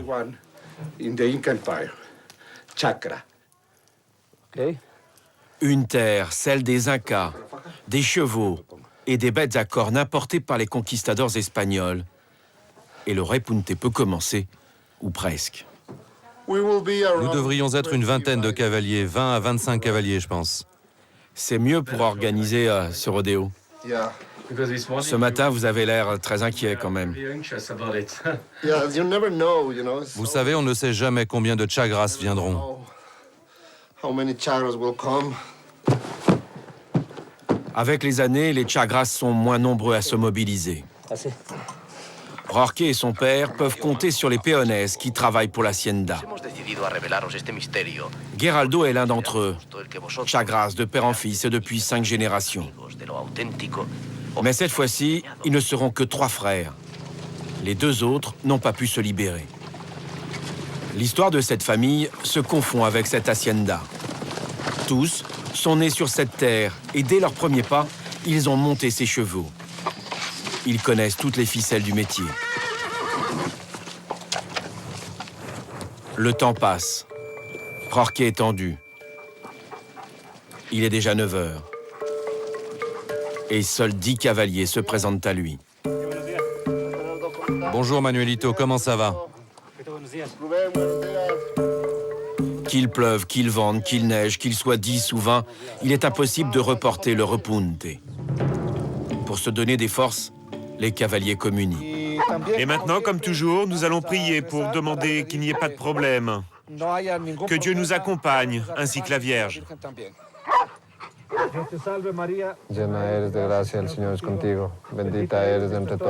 Prière et eau de vie pour tous, c'est la bomba.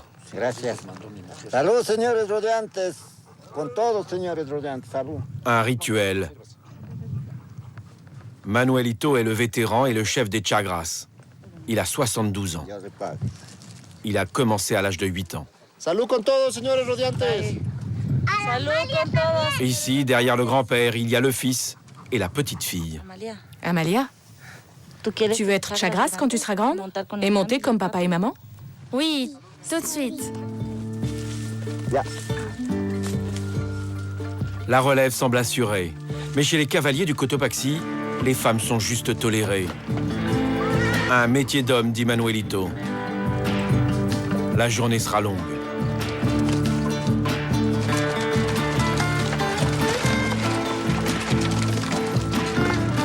« 14 cavaliers pour récupérer plus de 800 vaches et taureaux. À certains endroits, les Chagras doivent grimper à plus de 4200 mètres d'altitude. Ils peuvent parcourir jusqu'à 30 km en une seule journée. Le bétail est disséminé sur des centaines d'hectares, souvent à flanc de colline. Il faut élaborer une stratégie et éviter les pièges.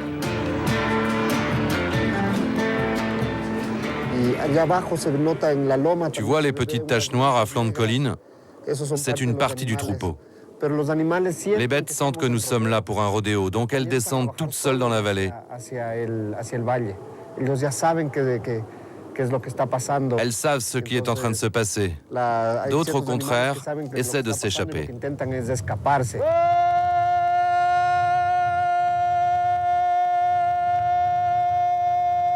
Manuelito et Rorqué mènent les opérations. Chacun sait ce qu'il doit faire.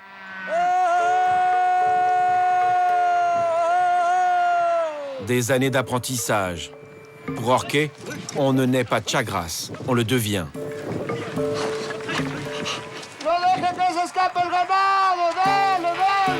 Une à une, les bêtes sont regroupées.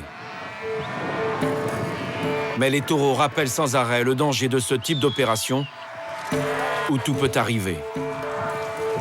Cuidado, cuidado, cuidado. Comment ça se passe? C'est pas trop dur? Difficile, non? Oui, c'est assez difficile. On n'est pas assez nombreux, mais ça va aller.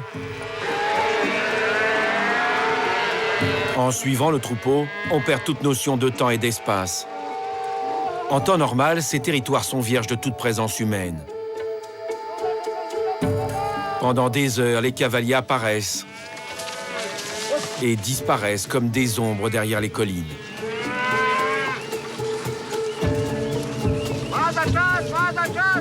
Le troupeau se forme. Les cavaliers se regroupent. Mais la journée n'est pas finie.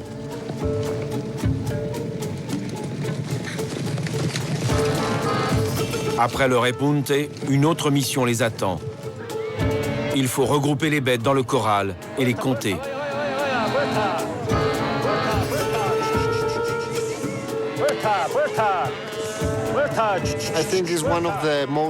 Je pense que c'est l'activité la plus excitante que l'on puisse faire à cheval. Vous savez, si vous aimez les randonnées à cheval, partager avec les gens, main dans la main, il n'y a rien de plus intense. C'est de l'adrénaline, de l'émotion, de l'excitation. C'est vraiment unique. Unique, mais la vie d'un Chagras n'est pas de tout repos. Un travail de longue haleine pour un salaire de misère, 12 € la journée, quel que soit le nombre d'heures effectuées.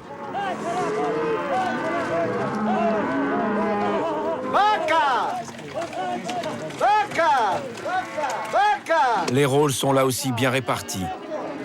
Manuelito et Jorge répertorient les bêtes. Geraldo et les autres bergers les poussent vers l'enclos.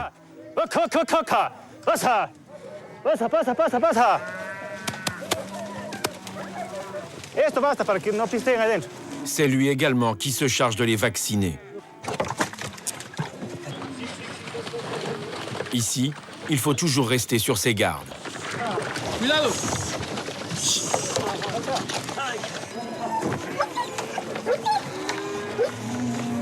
Pourquoi vous faites ça? On fait ça pour les vacciner, surtout les vaches les plus maigres.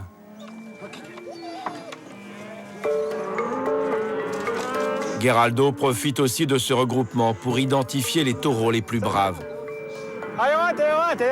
Ceux qui pourront être vendus pour des corridas locales.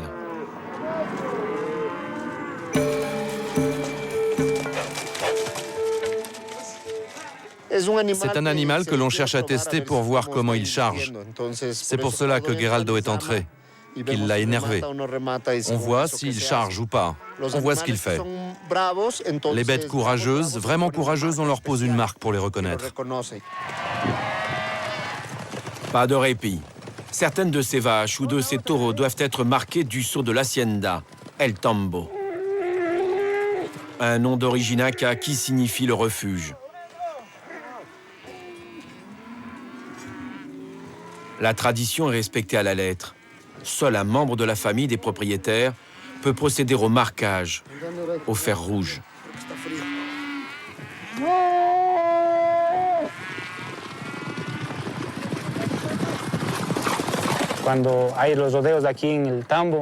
Quand il y a des rodéos ici, au Tambo ou dans les haciendas voisines, c'est une vraie fête entre Chagras, où chacun vient avec son bétail. Par exemple, dans cette hacienda, nous faisons 3 repuntes par an, alors qu'ailleurs, ils n'en font qu'une seule. Nous tournons toute l'année en faisant des rodéos et on s'aide les uns les autres. Cette solidarité a un nom, c'est la minga. Il est près de 19 h, fin de la journée. Sur les quelques 800 têtes de bétail, seuls 527 ont été identifiées. Les autres, il faudra les traquer le lendemain. En attendant, les Chagras relâchent tous les animaux. Dans la débandade, un veau est piétiné. C'est Geraldo qui le récupère. Il paraît mal en point. Mais il se relève. Il va pouvoir rejoindre le reste du troupeau, qui repart dans les alpages, dans cette terre volcanique. Manuelito est le seul Chagras à vivre à l'année dans cette contrée rude et sauvage. Cet homme, si discret, accepte que nous le suivions chez lui. Depuis la disparition de sa femme il y a 1 an, il vit en ermite dans cette hutte. C'est là qu'il a décidé de finir ses jours. Les Chagras sont en train de disparaître. Nous sommes de moins en moins. Vraiment, on est peu nombreux. Les jeunes partent ailleurs pour suivre leurs études. Ils ne veulent plus être Chagras. Très peu prennent la relève. Nous, les anciens, nous sommes courageux, braves. Nous sommes meilleurs que la nouvelle génération. Nous pouvions attraper un taureau avec notre poncho. Comme dans le village des irréductibles Gaulois, la journée se finit toujours par une veillée musicale.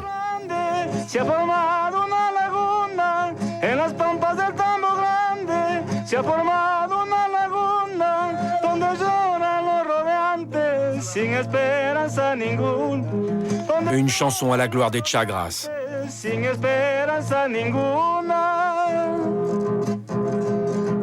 La prochaine repunte est prévue dans 6 mois.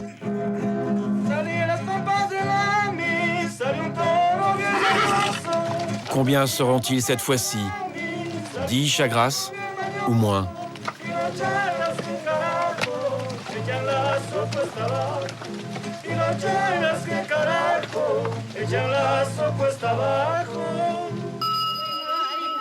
À quelques heures de la station de recherche, toujours au cœur de la jungle du Yasuni, je voulais absolument rencontrer les Waorani.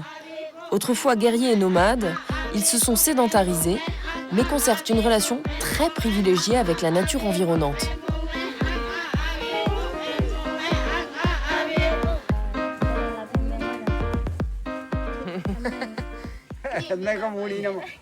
Mon nom? Tania. Maintenant, tu t'appelles Mancamo. Mancamo, c'est mon nouveau nom. Fraîchement baptisé du nom d'un petit poisson, je dois maintenant boire le traditionnel chicha. Des racines de yucca mastiquées par les femmes Waorani, puis recrachées et mélangées avec de l'eau. Un vrai délice.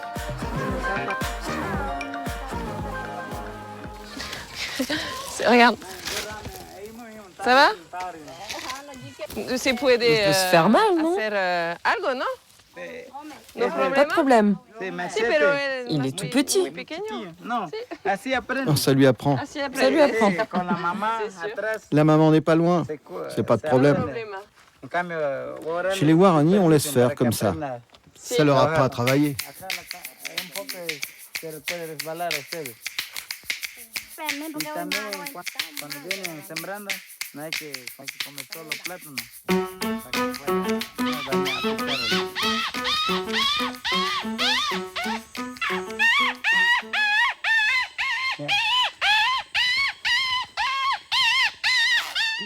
Regarde là-haut.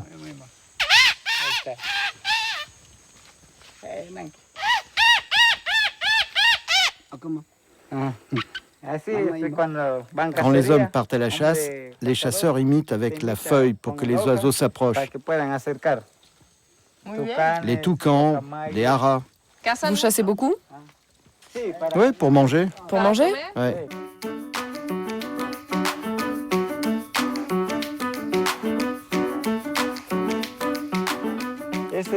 Cette plante-là s'appelle waremba. C'est pour faire le shampoing. Ouais, il faut la prendre comme ça, bien la plier et frotter. Et les cheveux poussent très longs et bien noirs. J'aimerais bien essayer. Et cette plante-là, c'est pour les morsures de serpents. Ah, très intéressant. C'est très précieux pour nous, les Waorani.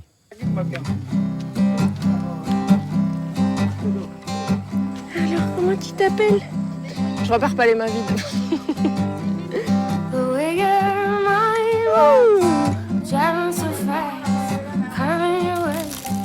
Une halte, un bout de canne à sucre fraîchement coupé, ça fait du bien, je reprends mes forces. J'en avais bien besoin après cette longue marche à travers la forêt. Et toi, tu as un mari? Oui. Et qui a choisi? Quelqu'un te choisit et il t'emmène. C'est pas toi qui l'as choisi? Elle? Non. Et aujourd'hui, vous êtes amoureux?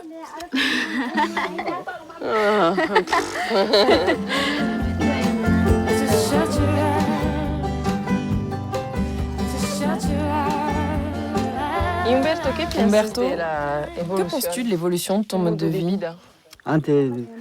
Avant, il y avait des problèmes de territoire et on s'entretuait. Un problème de famille, on s'entretuait. Ce n'était pas bien.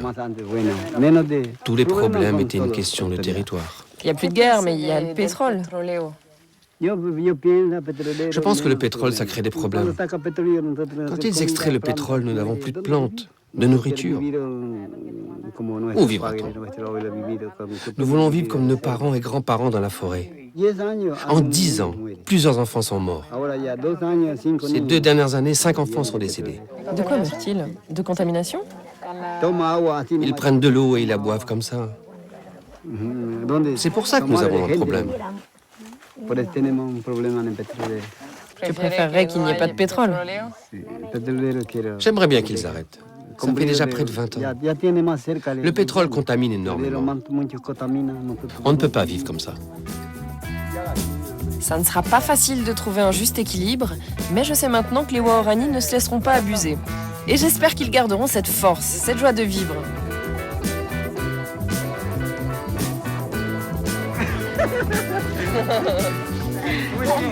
Pas mal, pas mal.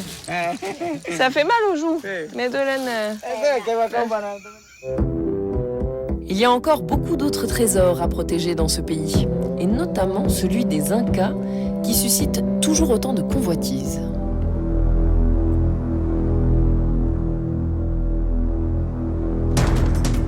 L'un des plus fabuleux trésors de la planète se cache en Équateur. Des tonnes d'or et d'argent. Le trésor du dernier empereur Inca. Il s'appelait Atahualpa.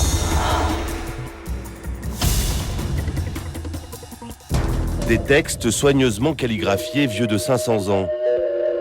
C'est entre ces lignes que se cachent les indices d'une énigme qui a fait rêver des générations d'aventuriers. Tamara Estupiñán est la première à avoir réussi à les déchiffrer. Elle est historienne et boursière de l'Institut français d'études andines. Dans ce manuscrit du XVIe siècle se trouve le testament du fils d'Atahualpa. Il s'agit du livre de protocole notarial. Il s'appelait Don Francisco Tapatochi. Je suis la première à l'avoir déchiffré et publié. Et surtout d'avoir fait cette découverte d'une valeur incalculable. La signature du fils d'Atahualpa. Je pense que mon enquête est sur le point d'être bouclée. Je crois savoir où aurait été caché le corps de l'empereur Inca, c'est-à-dire le Saint Sanctuaire. Sa découverte a fait l'effet d'une bombe. Grande nouvelle en Équateur, la dernière demeure du grand empereur Inca, Atahualpa, aurait été localisée. Immédiatement, l'information est reprise dans le monde entier. Atahualpa est l'un des derniers mythes en archéologie, car près de sa momie, il y a peut-être son fabuleux trésor.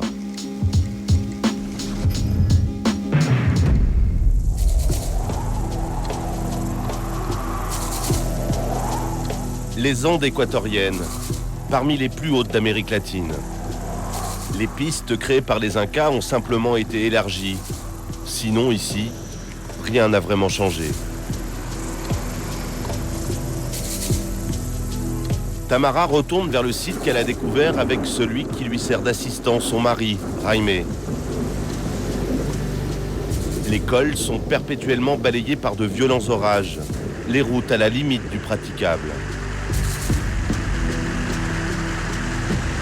C'est à une centaine de kilomètres au sud de Quito, la capitale, que Tamara est persuadée d'avoir localisé la dernière demeure de l'empereur.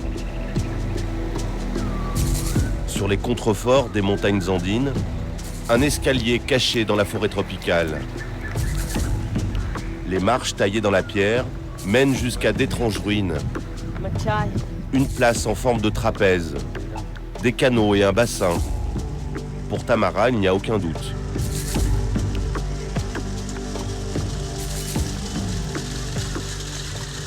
Ce type de construction comme ce canal est spectaculaire.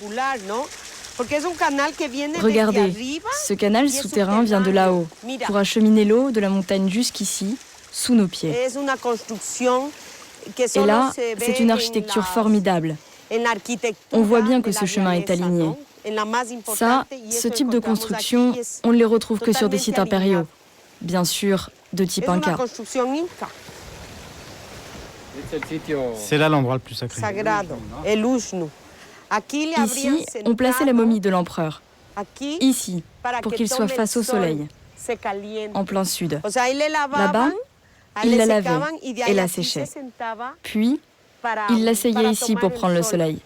Cet emplacement était vraiment sacré. Pour confirmer sa découverte, Tamara n'attend plus que le démarrage des fouilles qui doivent avoir lieu à la saison sèche. Pour elle, tous les indices concordent. Probablement, c'était ici comme une tour de guet pour surveiller les alentours. Avant, ici, il y avait un mur, mais il vient de s'effondrer. Oui, il y a encore un mois, il était debout, ce mur.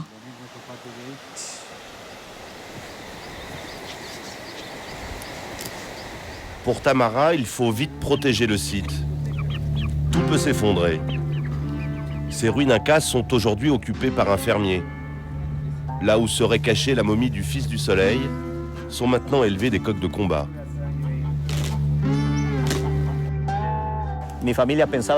Dans ma famille, on croyait que tout cela avait été construit par le grand-père de mon père. Et grâce à Dieu, tout a été plutôt bien conservé. Nous, on n'a jamais rien détruit. Maintenant, on a compris qu'il s'agit de ruines incas très importantes. Et c'est tout à fait normal que nous partions. Nous allons donc nous installer plus bas, dans la vallée. En attendant le départ des paysans, l'État a dépêché un policier pour surveiller les lieux. Quant au trésor d'Atahualpa, l'historienne est persuadée qu'il n'est pas avec le corps. Elle doit continuer sa quête. L'or d'Atahualpa, cela fait 5 siècles qu'on le cherche. Tout remonte à la conquête espagnole au XVIe siècle. Malgré leur faible nombre, les conquistadors réussissent à capturer l'empereur qui règne alors sur un tiers de l'Amérique du Sud. Pour sa libération, l'Inca propose une rançon. La première moitié arrive, elle est colossale, 5 tonnes d'or et 11 tonnes d'argent. Les Espagnols prennent peur et décident d'étrangler leurs prisonniers qu'ils jugent trop puissants. À peine enterré par les Espagnols, le corps d'Atahualpa est dérobé par les Incas et disparaît avec le reste de la rançon. Un trésor dont la valeur dépasse l'entendement. À coup sûr, des centaines de millions d'euros.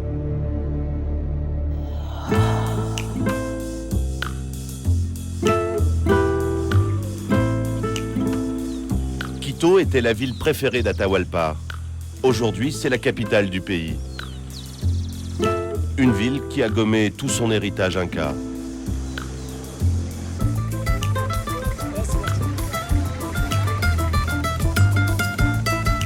Place San Francisco, c'est ici que Tamara poursuit sa quête. Après la momie, elle cherche des indices sur la localisation du trésor. Elle a rendez-vous dans le plus vieux monastère de la ville. Son plus fidèle informateur, c'est ce moine franciscain de 90 ans. Il s'appelle Père Moreno. Il est le seul à avoir eu accès aux archives secrètes du Vatican sur Atahualpa. Il me donne des indices au compte-gouttes. C'est parce qu'il a confiance en moi et en mon travail. N'est-ce pas, Père Moreno? Oui, et c'est pour cela qu'il faut que je vous dise, pour arriver au trésor, il faut... Le reste, le vieux moine ne veut pas le dire devant la caméra. Il emmène l'historienne dans des couloirs cachés jusqu'à la merveille du monastère.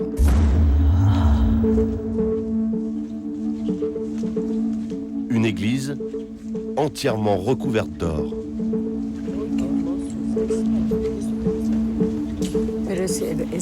C'est spectaculaire.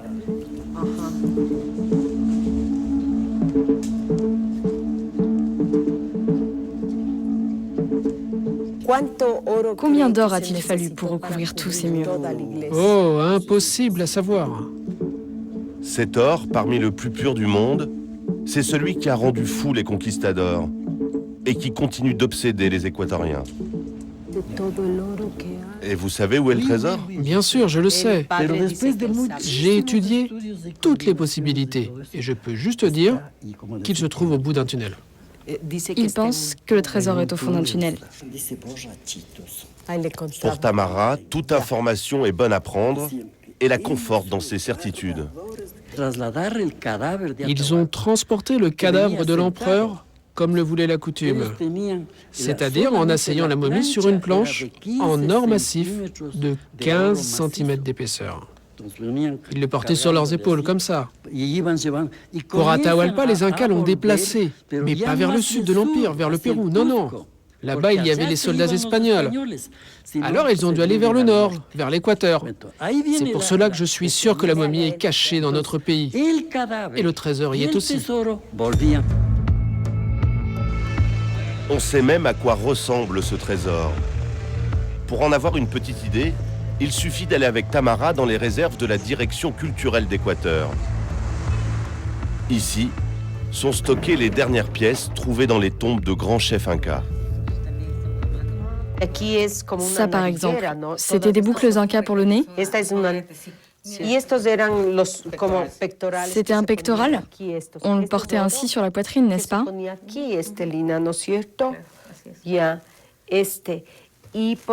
Et cette pièce-là, on la mettait bien pour les oreilles. Il n'y a là qu'une infime partie de la richesse des Incas. En Équateur, tous ces trésors incroyables font fantasmer des bataillons de chercheurs d'or.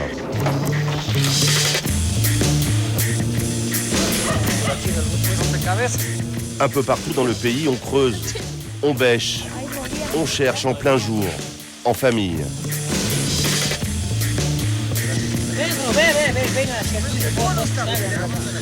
La folie Atahualpa s'empare de tous. Et quand on trouve, c'est l'euphorie.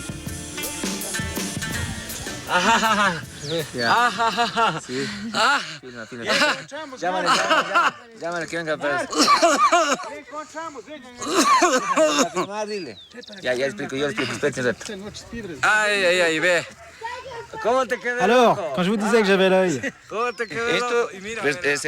Vous voyez, ça, ils ne l'utilisaient pas uniquement pour cuisiner, mais aussi pour préparer les pigments de couleur qui servaient ensuite à peindre leur céramique. Ce qu'il faut noter sur cette relique, ce sont ses formes. Elle a été taillée tout autour. Et on reconnaît bien le style de la région. C'est de quelle époque? Ça a au moins 700 ans. Ces trouvailles finiront peut-être dans des musées du pays. Mais en Équateur, les plus belles pièces se trouvent souvent sur le marché noir.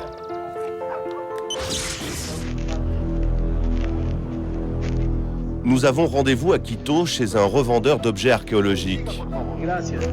Évidemment, tout ce commerce est illégal et nous le filmons en caméra cachée.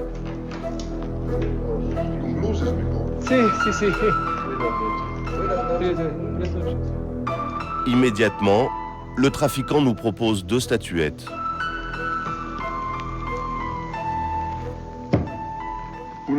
Des pièces comme ça de bonne qualité?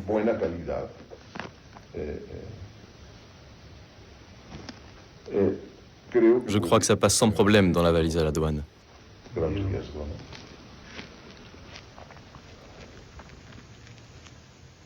Ça, c'est très vieux. Les deux sont très anciennes. Celle-là à peu près 4000 avant notre ère. Et celle-là? 2000 ans avant notre ère. Pour le prix, c'est $2000 pour une, et un peu moins pour l'autre. Très très beau.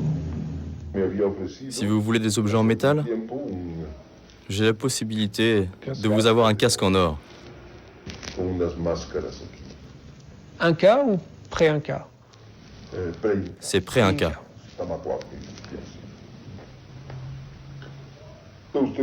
Allô, comment allez-vous, cher ami? J'ai un client potentiel pour le casque. Il voudrait avoir une photo avant d'aller plus loin. Ok? À plus tard. C'est bon pour le casque. Il en demande $30 000. Voilà les photos du casque en question. C'est ce type de trésor qui attire tant les collectionneurs du monde entier.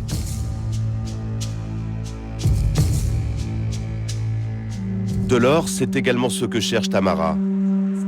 L'historienne vient de finir de traduire cet imposant manuscrit des conquistadors.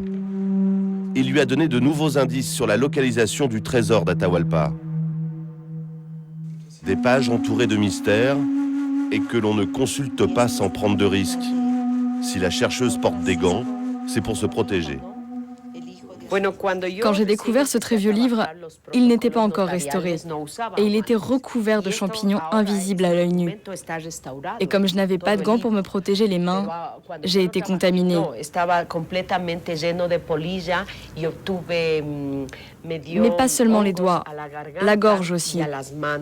La gorge, j'ai pu rapidement la soigner. Mais pour les mains, le traitement a duré 1 an. Et je ne pouvais pas être en contact avec l'eau pendant tout ce temps, sinon ça aurait contaminé tout mon corps. Dans ce testament, il est fait mention d'une propriété à Kutiribi. C'est écrit « J'ai plus de 1000 têtes de bétail sur la cise de l'Atakunga dans la province de Kutiribi ».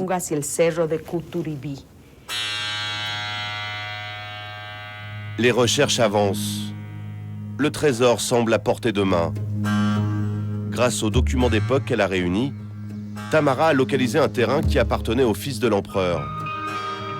Et chose étrange, il se trouve juste à côté des ruines Incas, où Tamara est persuadée d'avoir localisé la momie. Ce site se trouve à 2 heures de route de Quito. La propriété du fils d'Atahualpa a été transformée en sanctuaire catholique. Mais l'endroit était déjà sacré du temps des Incas. Aujourd'hui, sur les murs, des milliers de photos et de messages sous forme de prières et de remerciements.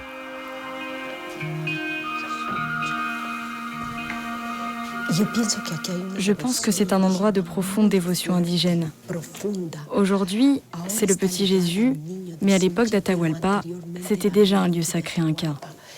À la place du petit Jésus, il y avait une figurine représentant l'empereur. Et si on regarde bien, il n'y a ici que des Indiens parlant quechua, la langue des Incas. Pour moi, il n'y a pas de doute, la tradition a traversé les siècles. C'est une chose difficile à accepter pour l'Église catholique, mais je pense que mon hypothèse est la bonne. Pour l'historienne, à l'intérieur de la poupée sacrée, se trouverait une relique inca représentant Atahualpa. Mais pour en être sûre, elle doit obtenir l'autorisation de passer l'objet saint au rayon X.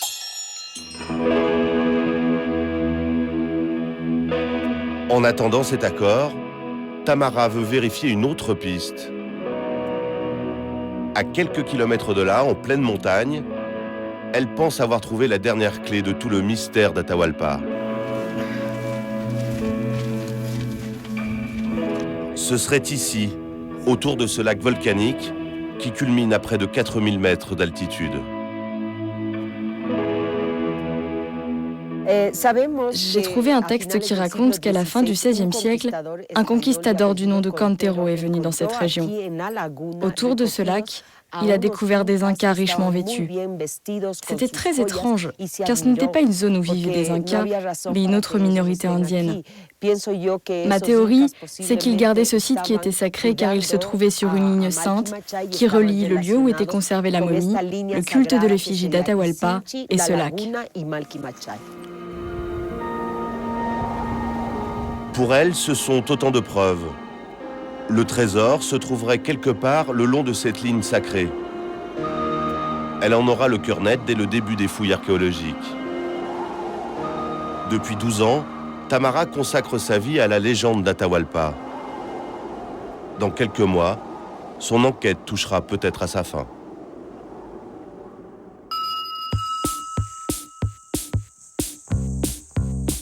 Voilà, c'est un moment unique qu'on est en train de partager avec les Waorani en plein cœur de la forêt amazonienne. On a vécu vraiment ensemble un voyage extraordinaire. On a atteint des sommets à plus de 6000 mètres d'altitude tout en haut des volcans et puis on s'est enfoncé dans cette forêt magique. Si comme moi, l'authenticité des Équatoriens vous a touché, vous pouvez retrouver cette émission en intégralité sur plus.fr et pour les bonus, c'est toujours le site de Faut pas rêver. Et quant à moi, je vous dis à très bientôt. Comment se dit ça, adios? Waponi. Waponi. Vendredi prochain, Georges Pernouet, toute l'équipe de Thalassa vous invite à partager une aventure exceptionnelle. Nous suivrons Philippe Croison dans son défi relier les 5 continents à la nage. De la Papouasie jusqu'au cercle arctique, nager hors des frontières et réunir des hommes au-delà de toutes leurs différences. Une rencontre placée sous le signe de l'enthousiasme et de l'optimisme. C'est vendredi prochain et c'est Thalassa.